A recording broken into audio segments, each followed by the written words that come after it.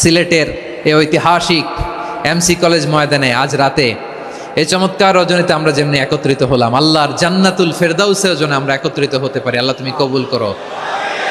সবাই আওয়াজ করে পড়েন আমিন। তাহলে চিন্তা করেন কিভাবে বিশ্বনবী জান্নাতকে চিত্রায়িত করেছেন সাহাবাদের সামনে, কিভাবে চিত্রায়িত করেছিলেন তিনি, যে কারণে সাহাবারা জান্নাতের পাগল হয়ে গিয়েছেন। আমরা যদি দেখি the way the prophet Muhammad portrait জান্নাত, কিভাবে তিনি পোর্ট্রে করেছেন জান্নাতের যে সৌন্দর্য, কিভাবে তিনি সাহাবাদের সামনে তুলে ধরেছেন। বিশ্বনবী আল্লাহর কোরআন থেকে আমাদেরকে জানান আল্লাহর জান্নাতের সুসংবাদ দানকারী করে যে আল্লাহ আমাকে পাঠালেন। তোমরা কি জানো আল্লাহর জান্নাত কত সুন্দর? কোরআন থেকে বিশ্বনবী আমাদেরকে জানান ফালা তা'লামু নাফসুম মা উখফিয়া লাহুম মিন কুররাতি আ'য়ুন জাযাআম বিমা কানু ইয়া'মালুন। মানুষের কর্মের প্রতিফল হিসেবে কত চমৎকার জান্নাত রব্বুল আলামিন নাজ নেয়ামত দিয়ে পরিপূর্ণ করে আমাদের জন্য প্রস্তুত করে রেখেছেন। পৃথিবীর কোনো মানুষ সেটা জানে না। পড়েন সুবহানাল্লাহ। এটা যে কত সুন্দর, আমাদের আমলের প্রতিদান হিসেবে কত চমৎকার, fantastic, eye catching, fabulous paradise তিনি আমাদের জন্য রেডি করে রেখেছেন। এটা কেউ জানেই না, কল্পনাতেও আনতে পারে না। সুবহানাল্লাহ পড়েন। আবার হাদিসে কুদসিতে বিশ্বনবী ফরমান, রব্বুল আলামিন বলেন আ'দাতু লিইবাদিয়াস সালিহিনা মা লা আইনুন রাআত ওয়ালা উযুনুন সামিআত ওয়ালা খাতারা আলা কলবি বাশার। আল্লাহ বলেন আমার নেককার বান্দাদের জন্য এমন চমৎকার জান্নাত আমি রেডি করে রেখেছি, মা লা আইনুন রাআত, কোন চোখ সে জান্নাতকে দেখে নাই, ওয়ালা উযুনুন সামিআত, কোন কর্ণকুহর সেই জান্নাতের আওয়াজ শোনে নাই, ওয়ালা খাতারা আলা কলবি বাশার, মানুষ কল্পনাতেও জান্নাতের ছবি আঁকতে পারে না। সুবহানাল্লাহ, কল্পনাতেও ছবি আঁকতে পারে না। পৃথিবীর যত বিখ্যাত বিখ্যাত ডিজাইনাররা আছে সবাইকে একসাথে বসিয়ে যদি আমরা বলি জান্নাতে যে চেয়ারের মধ্যে আমরা বসবো, এই চেয়ারের একটা ডিজাইন করেন তো, কোটি কোটি ডিজাইনকে একসাথে করা হলেও জান্নাতের একটা চেয়ারের ডিজাইন হবে? প্রিয় সিলেট, আওয়াজ করে বলো, জান্নাতের একটা চেয়ারের ডিজাইন তারা করতে পারবে না। কেমন জান্নাতে আমরা যাব? বিশ্বনবী কিভাবে জান্নাতকে আমাদের সামনে চিত্রায়িত করেছেন, পোর্ট্রে করেছেন। তিনি বলেছেন জান্নাতীরা যখন জান্নাতে ঢুকবে ফেরেশতারা জান্নাতীদেরকে বলবে ওয়া ইন্না লাকুম আন তাসিহু ফালা তাসকামু আবাদা, ও জান্নাতীরা তোমরা আজীবন সুস্থ থাকবা, কোনোদিন অসুস্থ হবা না। সুবহানাল্লাহ বলেন। আচ্ছা, আজকের এই মাহফিলে যারা এসেছেন কোনোদিন অসুস্থ হন না এরকম কে কে আছেন? হাত তোলেন তো দেখি।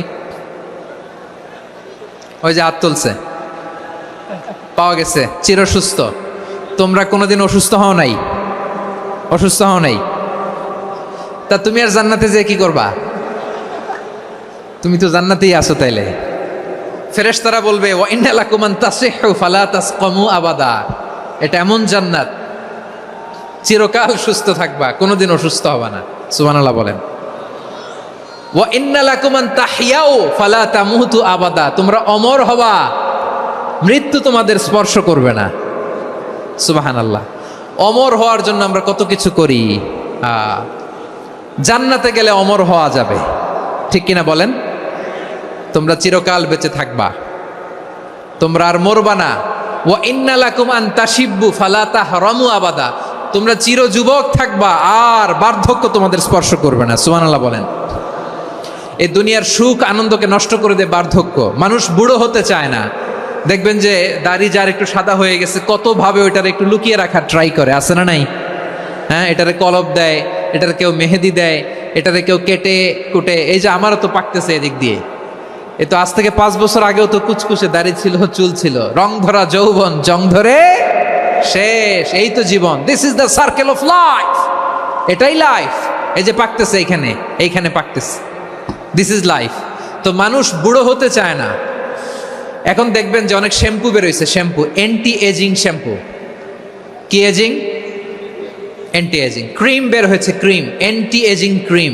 এটা বলে অ্যাট্রাকশন লাগায় আর কি, যে এটা মাখলে মানুষ আর বুড়ো হয় না, এই শ্যাম্পু দিলে মানুষ আর বুড়ো হয় না।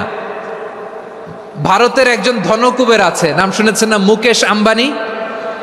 ওনার স্ত্রী নীতা আম্বানি, আমি একটা নিউজে দেখলাম যে তিনি গোল্ড ওয়াটার খেয়েছেন। এক বোতল গোল্ড ওয়াটারের দাম মোস্ট লাইকলি $60,000,